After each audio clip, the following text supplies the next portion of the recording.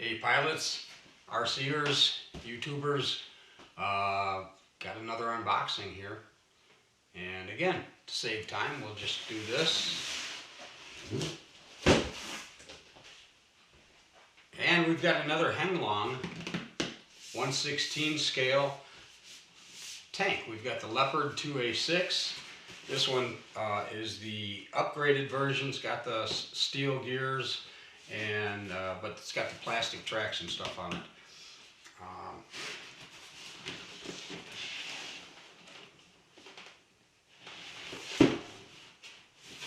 Kind of did that backwards here, didn't I? Okay. Leopard 286, 2A6. Anyway, it's got all the other cool stuff that the other tanks have. Pretty much checked it out already, guys, and it works. Just had the one little deal going on with this one here, guys, and I will show you what I'm talking about. Let's put this up here for you. You guys can take a look at this while I work with this here.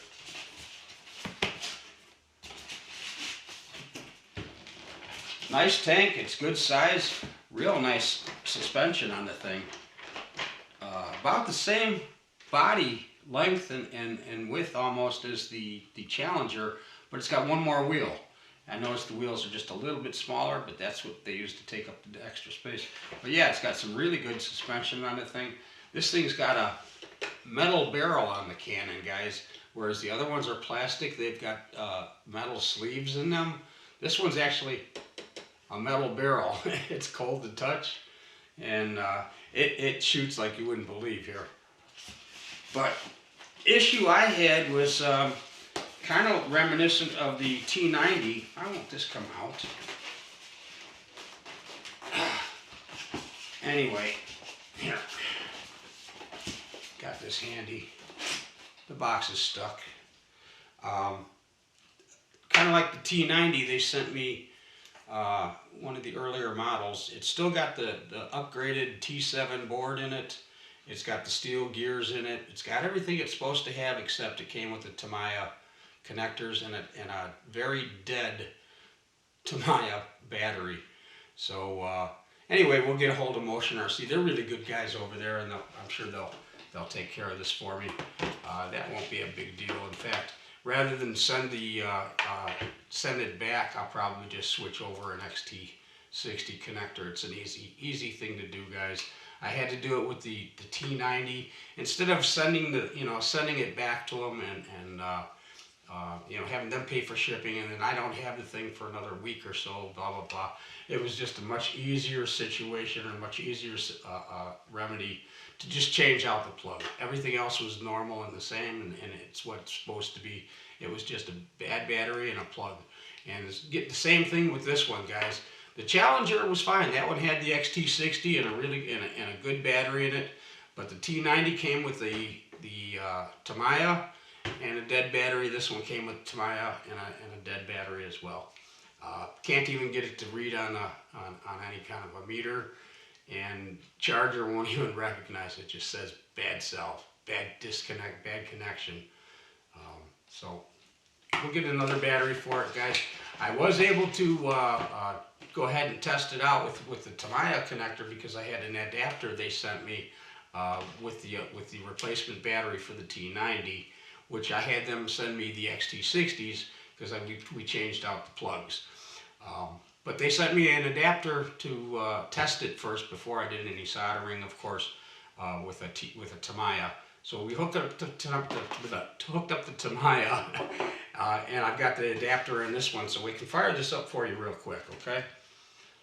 And this is a tricky one, guys. This one really had me going, I mean, bamboozled. I was looking all over the place for the damn power switch. And if you look under here, there's a spot for it under here, but there's no power switch in there.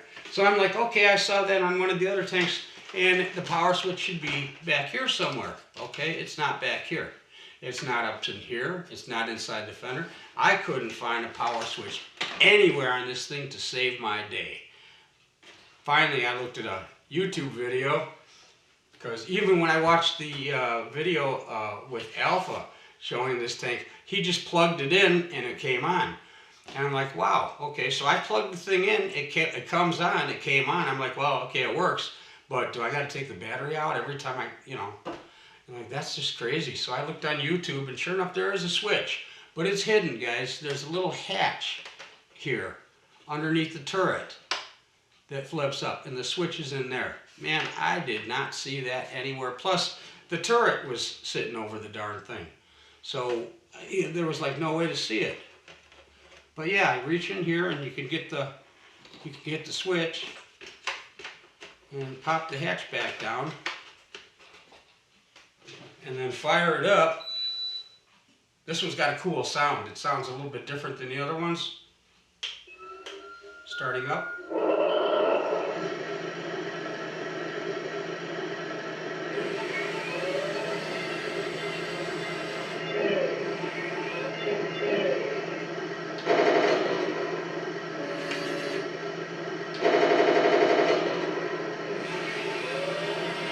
We don't want to shoot it right now. I got BBs in it. They shoot my camera dead. But yeah, everything works great on the thing. It's got a ton of power, and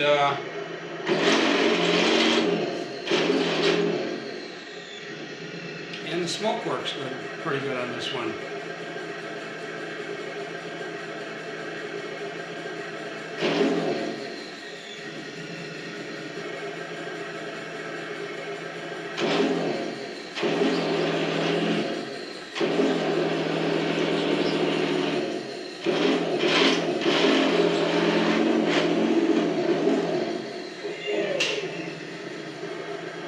So yeah, guys, kind of happy with this one. I have plans on putting the upgraded metal tracks on it. The only other thing I found besides the Tamiya connector on this thing, guys, was that there's a crack on one of my metal tracks, and it's a center link, so I have to actually consider replacing that, because it's only a matter of time for that thing to actually break and die. And here's the only other setback here, guys, is that if you want to leave the batteries in this thing, you got to leave your turret this way to be able to turn it off and store it with a battery in it. Otherwise, you have to unplug the battery from the bottom if you want the turret straight. And but that's about the only drawback I've found on this tank. It cruises real nice. Can't wait to get it outside and test it and road test it, but it's still dark now. I can't really do it. But the suspension ought to be really, really awesome on this thing. So, videos I've seen of it, looks like this thing goes over just about anything. It's got a little bit more clearance than the Challenger, which I was surprised at. The T90 does not have as much clearance. You know, it had a little trouble going over some of the taller things. But this actually went over my landscape timbers out there. And I can stick my whole hand up in there up to my wrist. Whereas with the Challenger, I can get it up to about my knuckles here. This one goes all the way under there. So I got some good ground clearance on this one, guys. I'm kind of excited. And I think once I put the metal drive gear and the metal, I didn't want all the drive wheels metal, too much weight. And, you know, then I should have just ordered the professional model, I suppose. But I think it'll be a nice combination of a little extra weight for ground stability, because most of that weight will be down on the bottom, but not quite as much as the professional, and still give me the extra traction and extra stability, but just a little extra weight for the push, so it doesn't slide out when it goes up to go over something. So that's the thought, guys. Plus, then I already have the painted wheels that way, and I only have to worry about the two end ones being shiny until I paint them. But guys, this has been a fun deal here for me. It was an interesting week. I actually ordered this one by accident. I had it in my shopping cart, and I was looking at it, and I forgot that it was in the shopping cart. And I set it down, and I went and did some other stuff, and this was late, early, I should say about 1:30, 2 o'clock in the morning again. And I went in there to close down my computer and shut everything off and back out of everything. And I didn't have my glasses on, so I looked at it, I thought it's like, you know, I thought I'd removed it from the cart already, and I thought the caption on it said, you know, back to cart or whatever. And I clicked on it, and I went to turn around, and all of a sudden the screen pops up. It says, "Thank you for your purchase. Order confirmation. Thank you for your purchase." And I'm like, "Oh no, did I order?" So I looked, and I'm like, "Yeah, I ordered the Leopard. I wasn't sure if it was this one or the Abrams that I had ordered, because I was looking at both of them." But bottom line is I probably would have gotten it anyway. So uh, it's been fun, guys. And thanks for watching. We will catch you later when we get this thing all wrapped up and out for a road test with the other ones. Still looking to finish up the Challenger, put that one all together, and then this one here doesn't have a whole lot of accessories to it, so this one's going to be a snap. All right, thanks guys. Have a great rest of your week, and we will catch you later. Bye for now. Okay, Garmin, stop recording.